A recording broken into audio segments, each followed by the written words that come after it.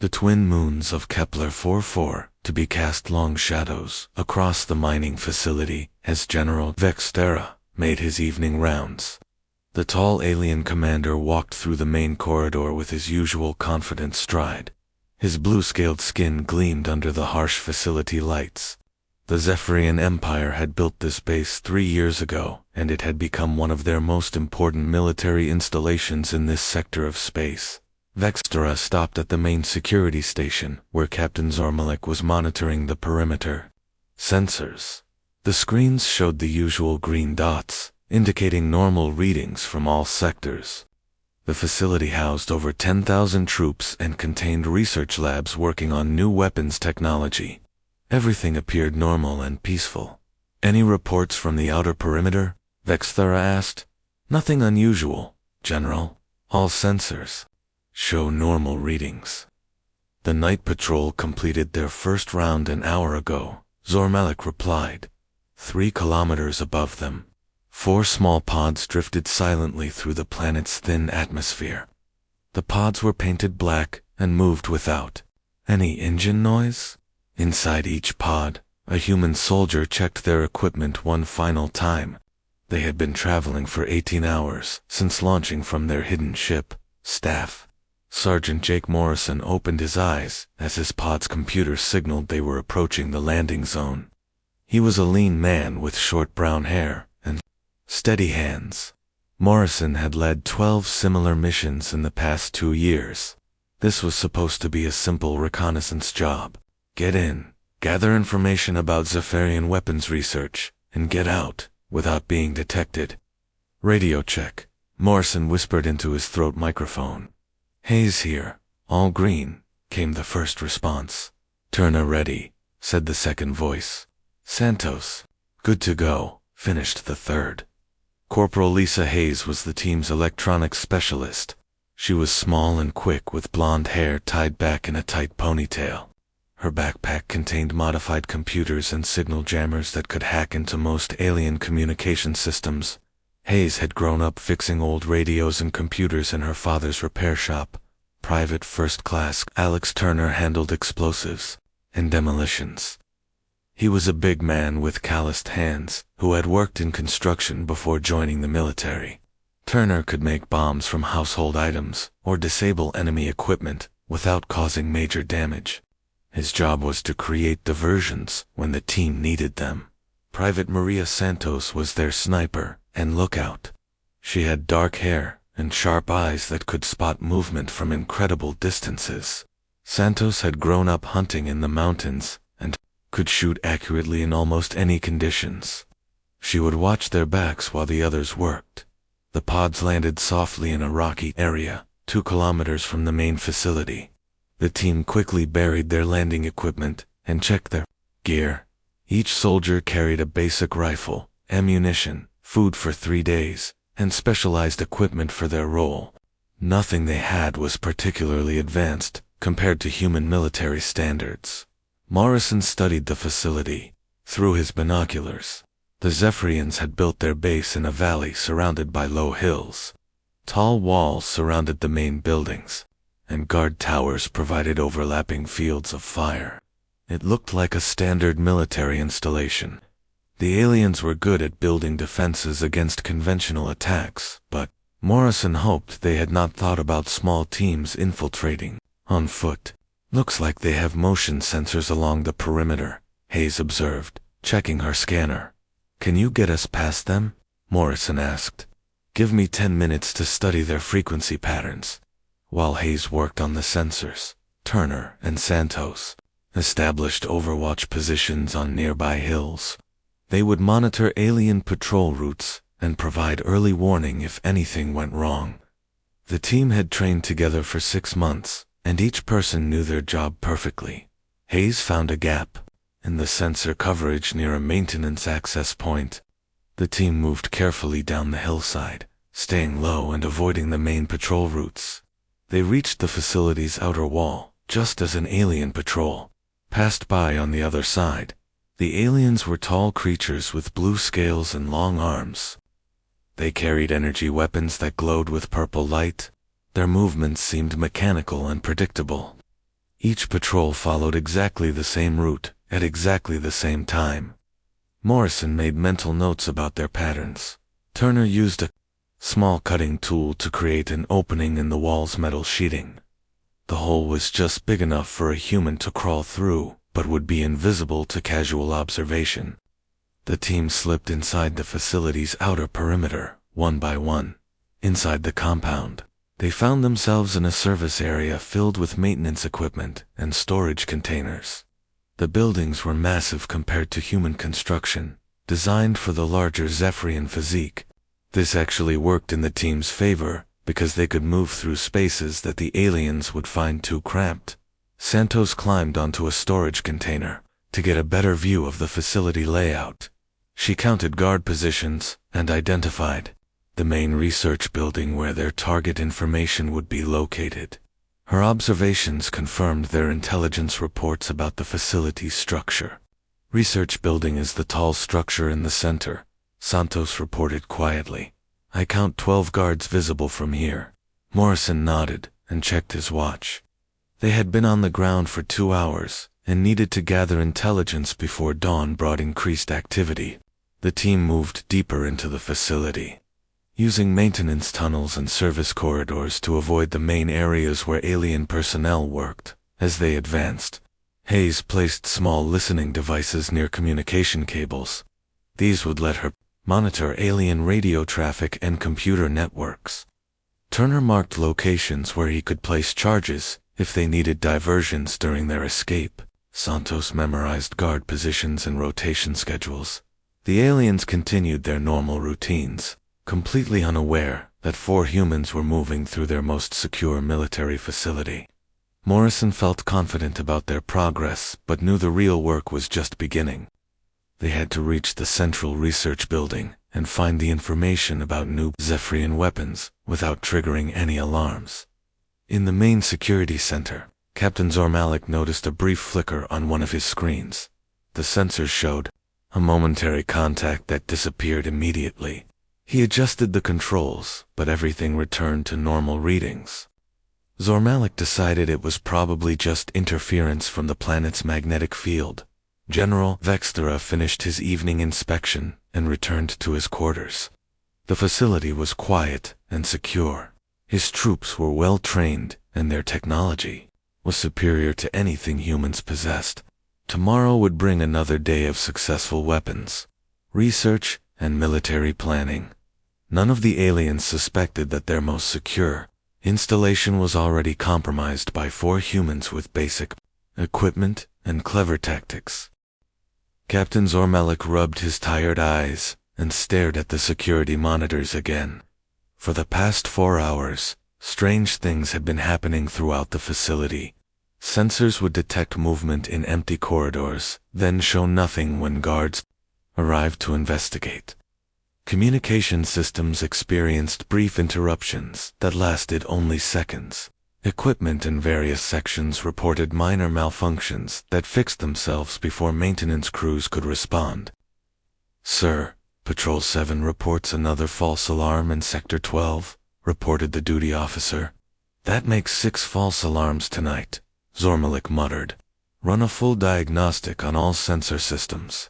3 levels below the security center, Corporal. Hayes crouched beside a main communication cable, with her modified tablet connected to the alien network. Her device looked like an ordinary human computer, but Hayes had spent months learning Zephyrian computer protocols.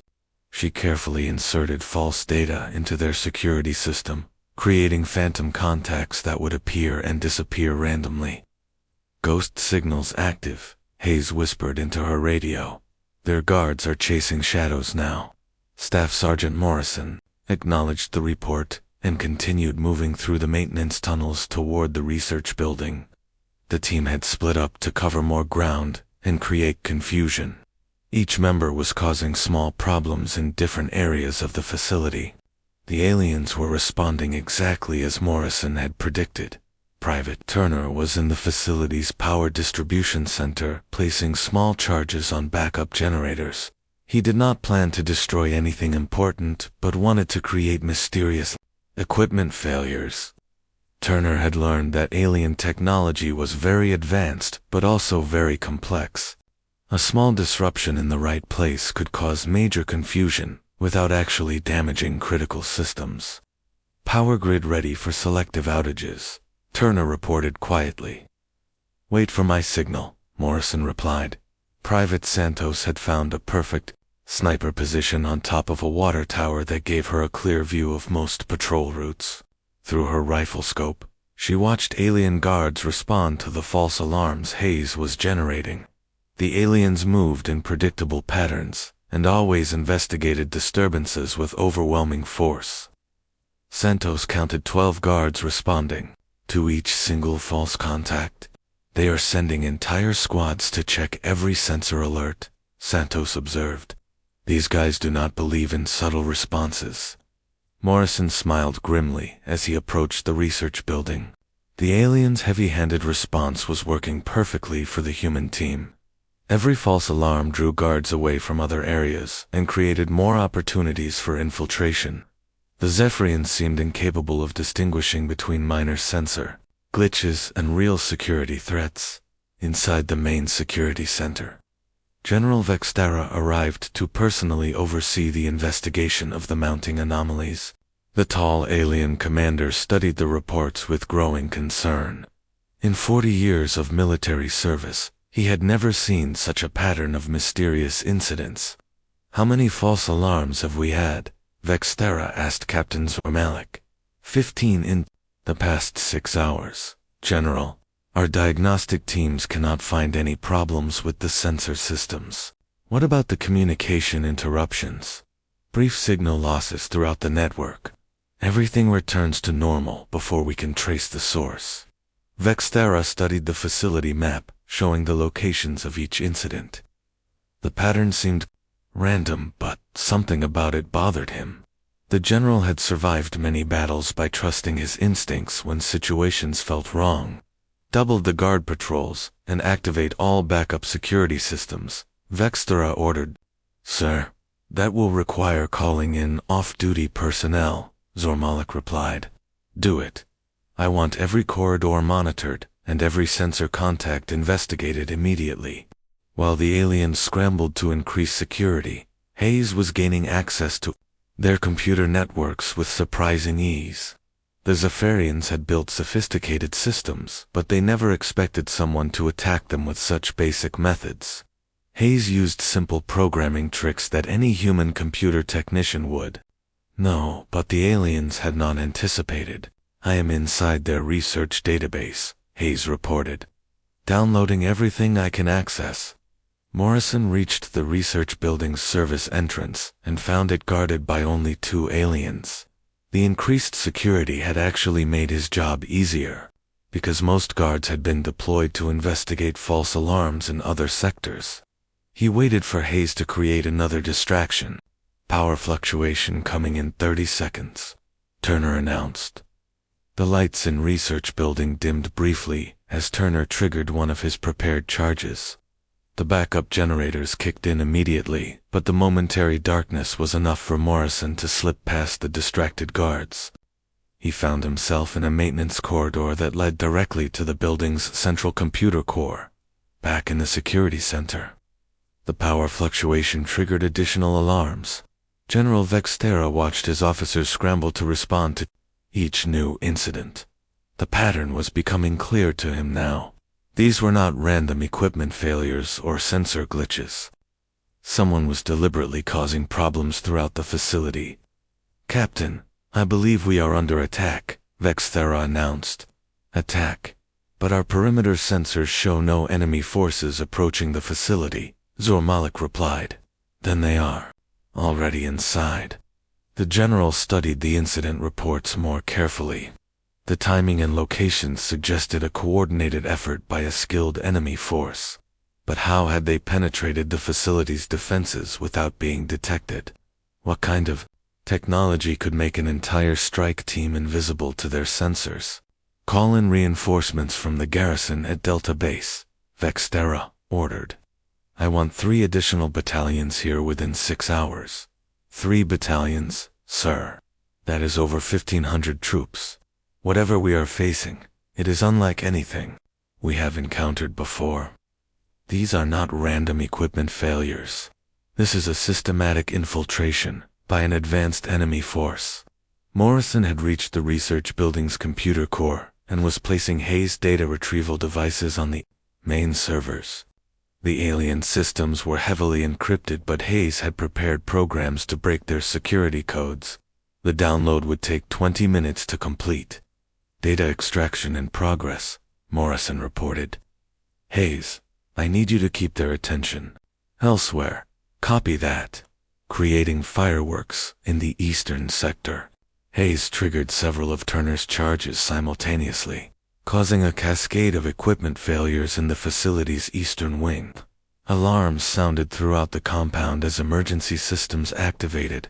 Every available guard rushed toward the apparent crisis, leaving other areas temporarily. UNDEFENDED.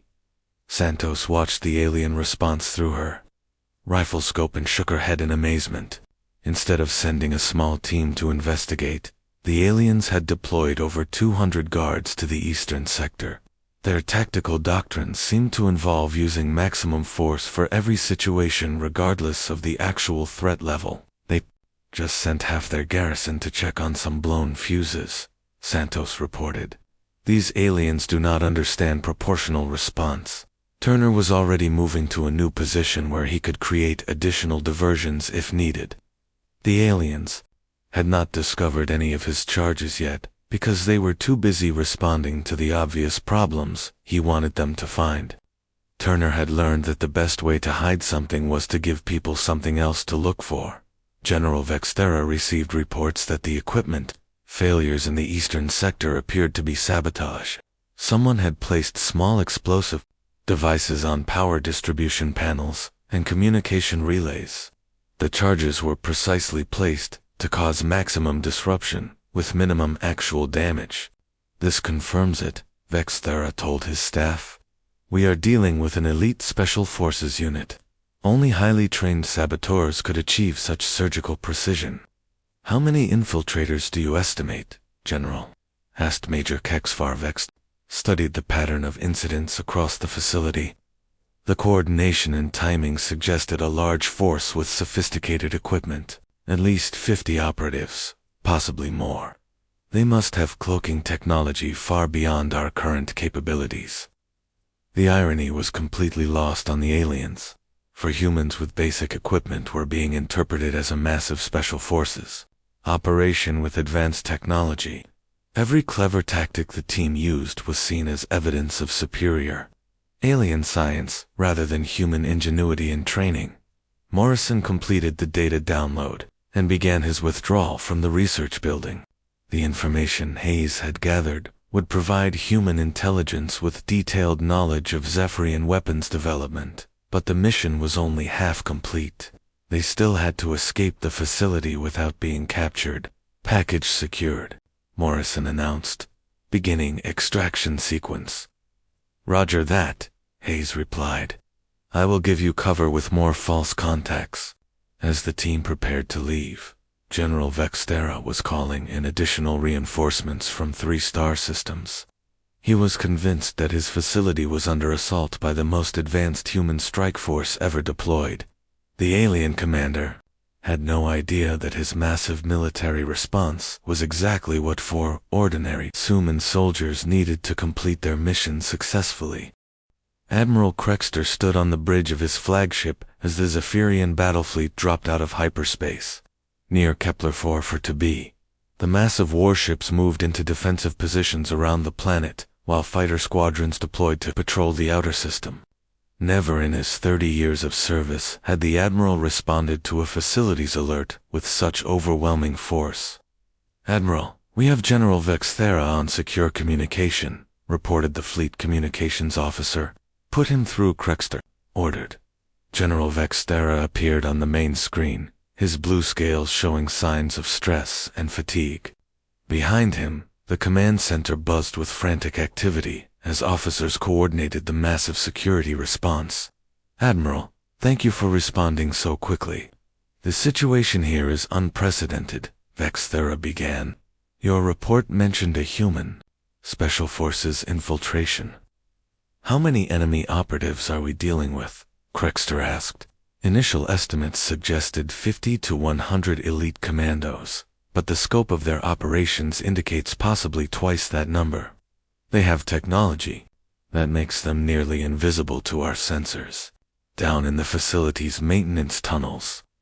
Staff Sergeant Morrison listened to the alien radio chatter through Hayes' monitoring equipment. The humans could hardly believe what they were hearing. The aliens thought for people were actually a massive invasion force with hundreds of soldiers. They are calling in orbital bombardment capabilities, Hayes whispered, her voice filled with amazement. For us. How many ships? Morrison asked. Hayes checked her scanner readings. I count 12 capital ships and at least 40 smaller vessels. This is a full battle fleet. Private Turner was setting up additional charges in strategic locations throughout the facility. The massive alien response had actually made his job easier because the increased chaos provided perfect cover for his movements. Alien troops were running everywhere, but none of them were following proper security protocols anymore. I can access the main power grid from here, Turner reported. Want me to give them something really impressive? Negative. Stick to the plan. Small disruptions only, Morrison replied. The team had trained for scenarios where their presence might be detected, but nobody had prepared them for this level of overreaction. The aliens were treating their reconnaissance mission like a full-scale military assault. Morrison realized they needed to be even more careful now, because any mistake would trigger a response that could level the entire facility. Private Santos had relocated to a new observation position as additional alien troops flooded into the compound. Through her scope, she watched elite Zephyrian shock troops deploying heavy weapons and setting up defensive perimeters. These were not regular garrison soldiers, but the aliens' best combat units. They brought their special forces to hunt for us, Santos observed. These guys look serious. How serious? Morrison asked. Power armor, energy cannons, the works. They are setting up like they expect a major battle. In the facility's command center, General Vexthera was briefing Admiral Crexter on the human infiltration capabilities. The general had concluded that the mysterious equipment failures and sensor anomalies could only be explained by technology far beyond current Zephyrian understanding. Their cloaking systems are unlike anything in our database, Vexthera explained. They can move through our facility without triggering motion sensors, thermal detectors, or electromagnetic scanners. What about their weapons? Crexter asked. Surgical, precision explosive devices that cause maximum disruption with minimal collateral damage. Their demolition techniques suggest microcharges with programmable yields. Admiral Crexter studied the tactical reports with growing concern. If humans had developed such advanced military technology, it would shift the balance of power in this sector of space. The Zephyrian Empire's expansion plans would need complete revision. I am authorizing the deployment of our most advanced detection equipment, Crexter announced. If these human super soldiers are still in your facility, we will find them. Corporal. Hayes was monitoring the alien communications network when she detected massive changes in their security protocols. New systems were coming online that she had never seen before. The aliens were activating military-grade detection equipment that could potentially discover the human team. Morrison, they are bringing in some serious hardware, Hayes warned. Quantum scanners, biosignature detectors, neural activity monitors. This stuff might actually find us, Morrison cursed quietly. The mission parameters had changed dramatically. What started as a simple intelligence-gathering operation had become a survival situation. The team needed to complete their objectives and extract before the new detection systems became operational. How long before their new scanners are active? Morrison asked. Maybe 2 hours, Hayes estimated. Then we finish this fast. Turner, are you ready for a major distraction? Just say the word, Sergeant. Morrison made a quick decision. The aliens expected a large force with advanced technology, so that was exactly what he would give them. Instead of hiding from the massive security response, the team would use it to complete their mission. Hayes, can you access their research database from your current position? Negative. I need to get closer to the main research building. Santos. What is the guard situation around the research facility? Heavy? They have at least 50 troops in defensive positions around the building, but they are all watching for external threats. Morrison smiled grimly. The aliens had made the classic mistake of preparing for the enemy they expected rather than the enemy they actually faced. All their new security measures were designed to detect large numbers of infiltrators with advanced equipment, for humans with basic gear might still slip through unnoticed. New plan, Morrison announced. We go loud. Turner, I want every charge you have placed to detonate simultaneously. Create the biggest fireworks show you can manage. Roger that. This should be impressive. Hayes, during the confusion, you get to that research building and download everything in their main database. Santos, you provide overwatch and eliminate any threats to Hayes. What about you? Hayes asked. I am going to give these aliens something to really worry about. Turner's explosions went off across the facility like a carefully orchestrated light show. Power grids failed in cascading sequences, communication relays exploded in showers of sparks, and backup systems triggered emergency responses throughout the compound. The aliens had never seen such precise, coordinated sabotage. In the command center, alarms blared as damage reports flooded in from every sector. General Vextera watched his facility's systems fail one by one in what appeared to be a perfectly timed assault by master saboteurs. They are attacking everything simultaneously, Vextera reported to Admiral Krexter. This level of coordination indicates military planning far beyond anything we anticipated. How many infiltrators could achieve such widespread damage? Krexter asked.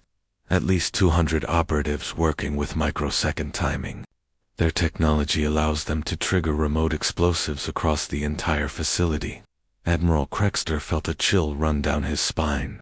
If humans had developed such capabilities, the Zephyrian Empire was facing a military threat unlike anything they had encountered.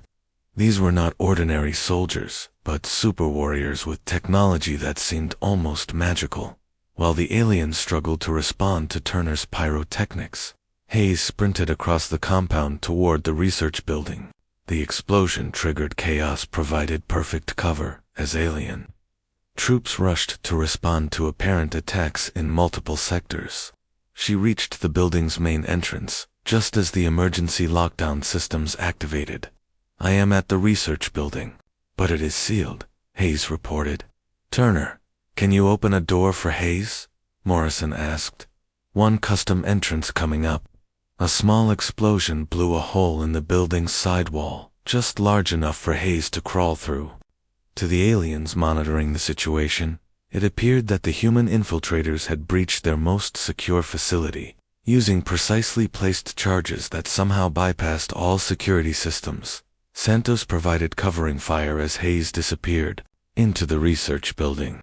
Her rifle eliminated 2 alien sentries, who might have spotted the infiltration.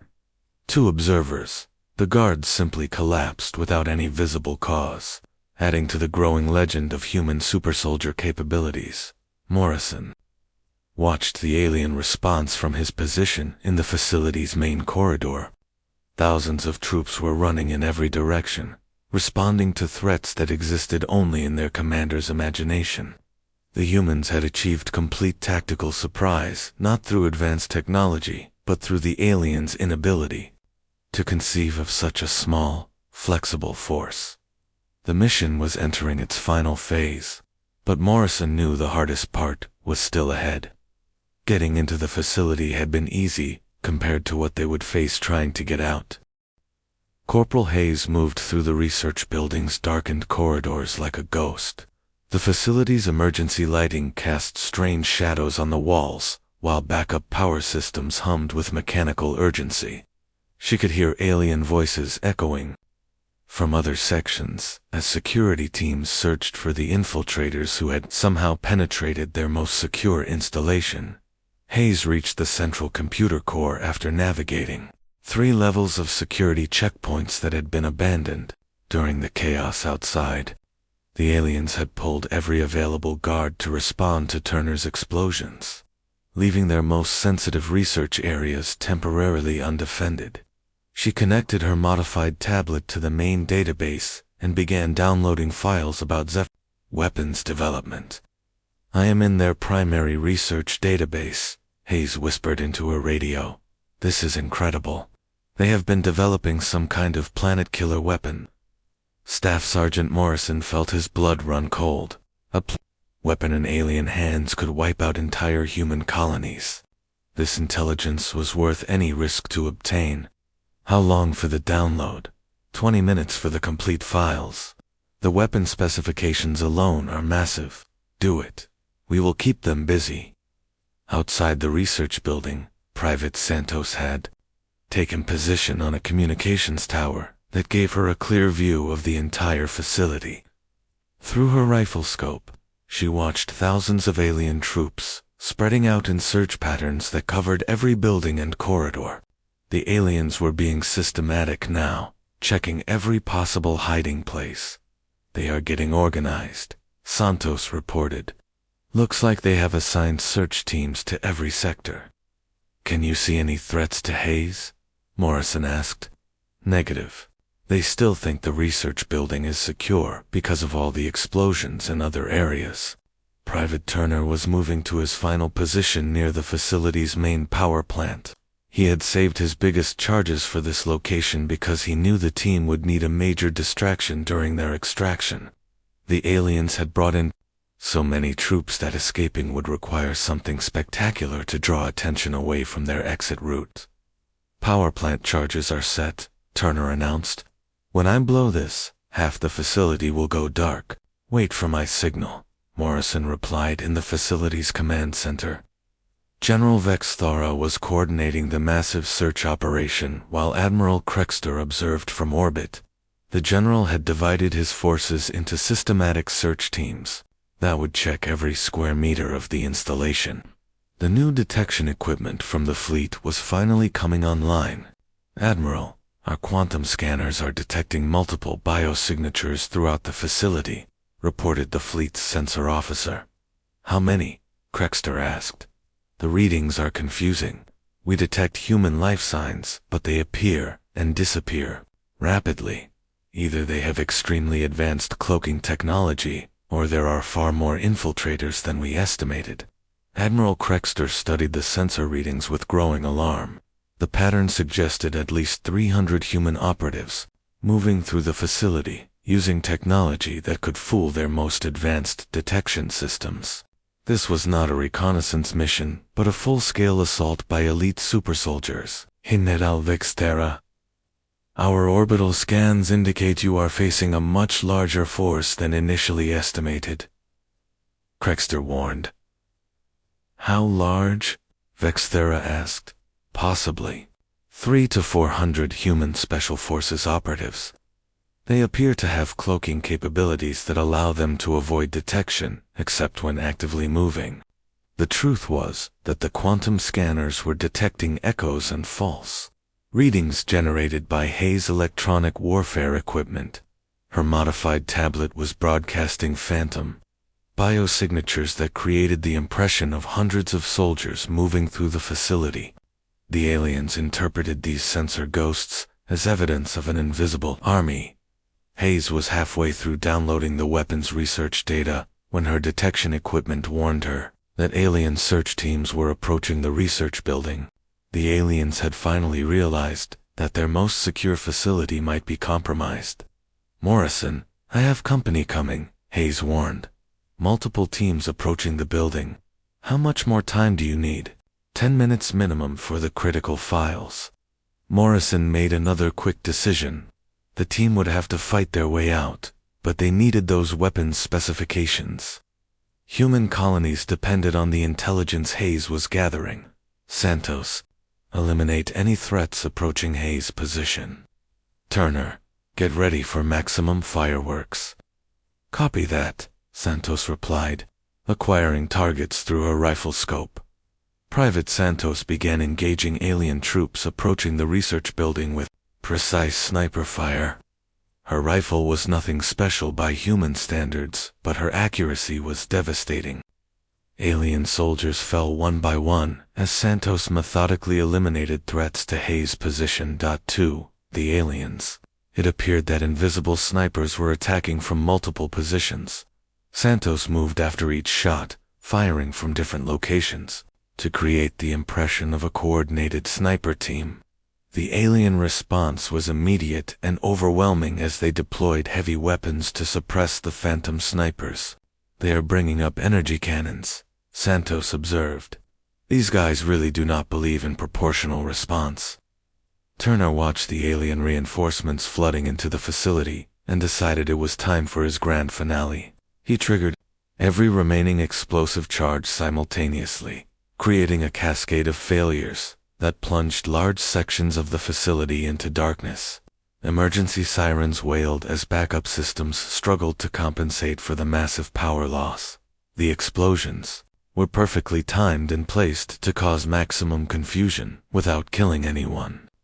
Turner had learned that alien psychology responded to impressive displays of technical capability. The aliens would interpret the precise timing as evidence of sophisticated remote detonation technology, rather than simple preparation and planning. In the command center, General Vexthera watched his facility's infrastructure collapse under what appeared to be a carefully orchestrated assault. The coordination required for such widespread sabotage was beyond anything he had encountered in 40 years of warfare. They are attacking our power grid, communication systems, and defensive positions simultaneously, Vexthera reported to Admiral Krexter. This level of precision suggests artificial intelligence coordination. Artificial intelligence? Krexter asked. No organic force could coordinate such complex operations across multiple targets. The humans must have developed AI-assisted combat systems that allow perfect timing and execution. Admiral Krexter felt the full implications of this assessment. If humans had developed artificial intelligence for military applications, the technological gap between the species was far greater than anyone had realized. The Zafarian Empire might be facing an enemy that was decades ahead in military science. Hayes completed her download, just as alien troops breached the research building's main entrance.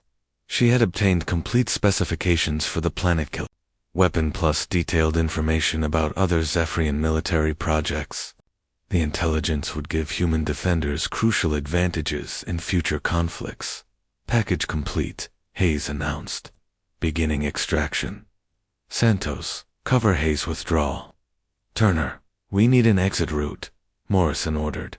Santos provided, covering fire as Hayes escaped through the hole Turner had blown in the building's wall. The aliens were too focused on the main entrance to notice the small breach in the side wall. Hayes sprinted across the compound toward the extraction point, while chaos erupted around her. Morrison had reached the facility's outer perimeter and was preparing the extraction route when he noticed something that made him smile. The massive alien response had actually created perfect cover for their escape. Thousands of troops were searching the facility's interior, while the perimeter was relatively unguarded. All team members converge on extraction point Alpha, Morrison ordered. Time to go home. The four humans moved toward their original infiltration point while behind them the Zephyrian facility burned with emergency lights and echoed with alarm sirens. General Vexthera was coordinating the response to what he believed was an assault by hundreds of human supersoldiers with impossible technology. Turner placed his final charges on the facility's main communication array as the team prepared to leave.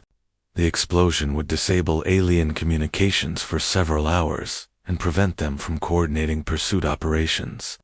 To the aliens, it would appear that the human strike force had eliminated their ability to call for help. Communication array down. Turner reported with satisfaction. They will be talking to themselves for a while. The team reached their extraction point and activated the beacon that would summon their retrieval ship. They had been on the ground for 8 hours and had accomplished far more than the original mission parameters required.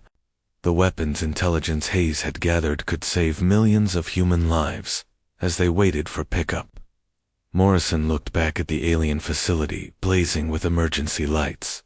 Thousands of elite troops were searching for an enemy that had already accomplished its mission and was preparing to disappear into space.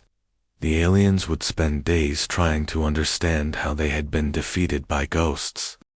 The human stealth ship materialized silently above Kepler-44, to be as its cloaking systems disengaged.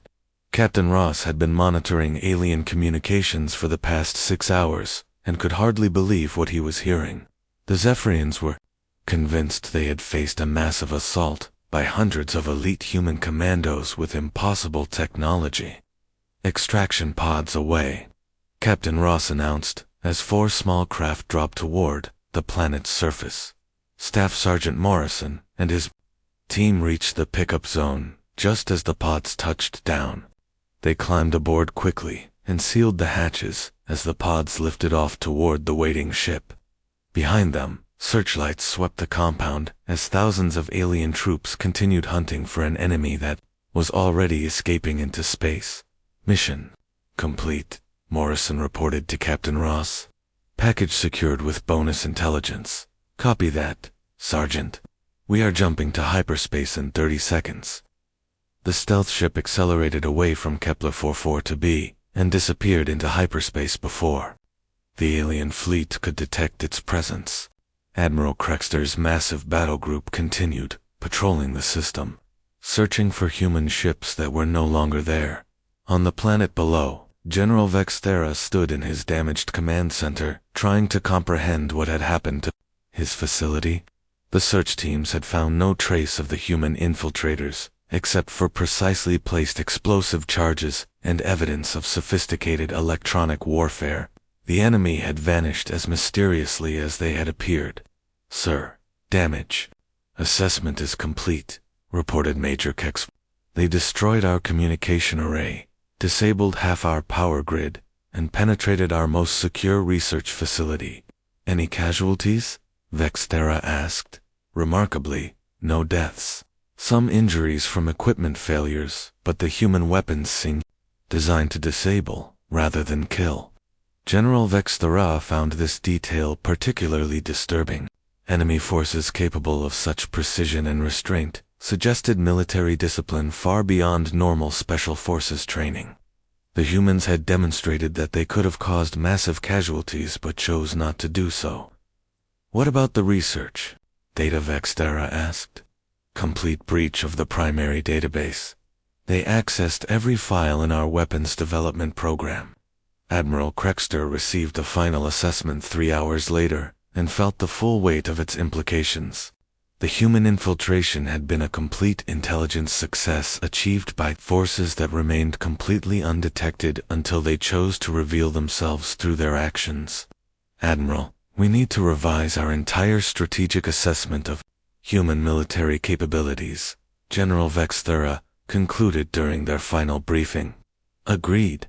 Prepare a full report for High Command. They need to understand what we are facing."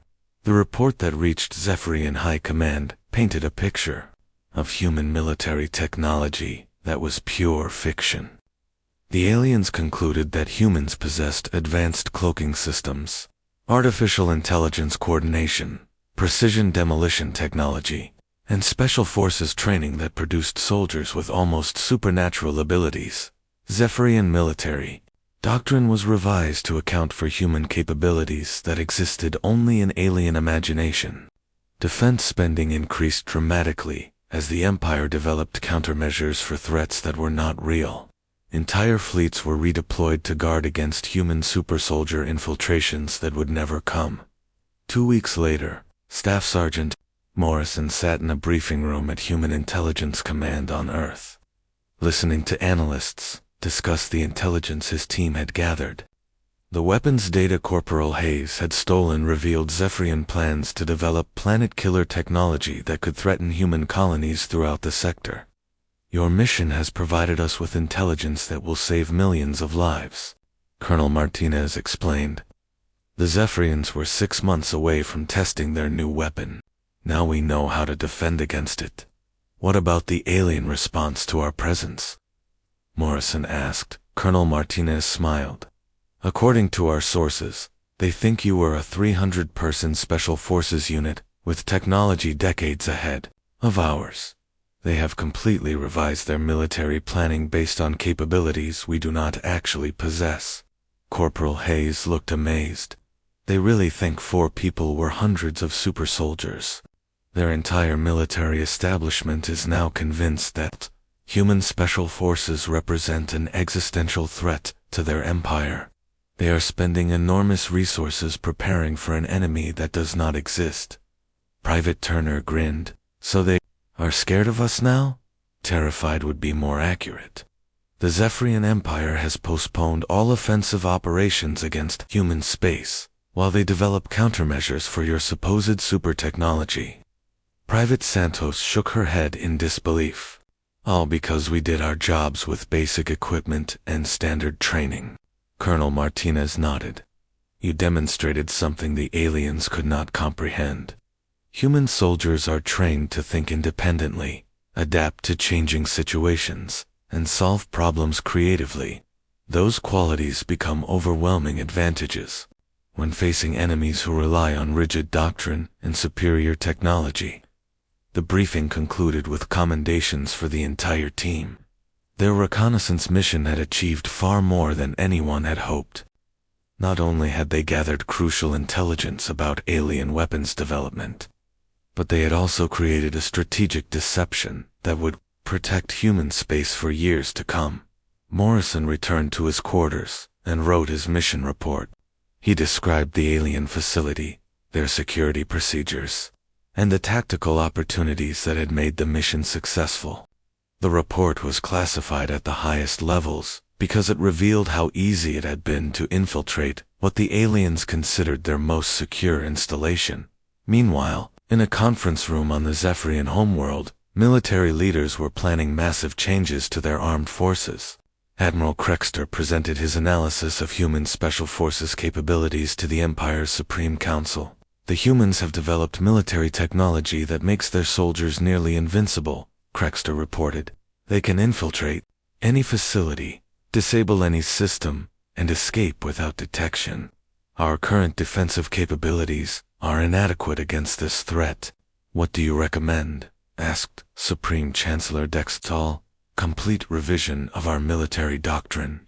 We need new detection systems, defensive protocols, and specialized units trained to counter human super soldiers.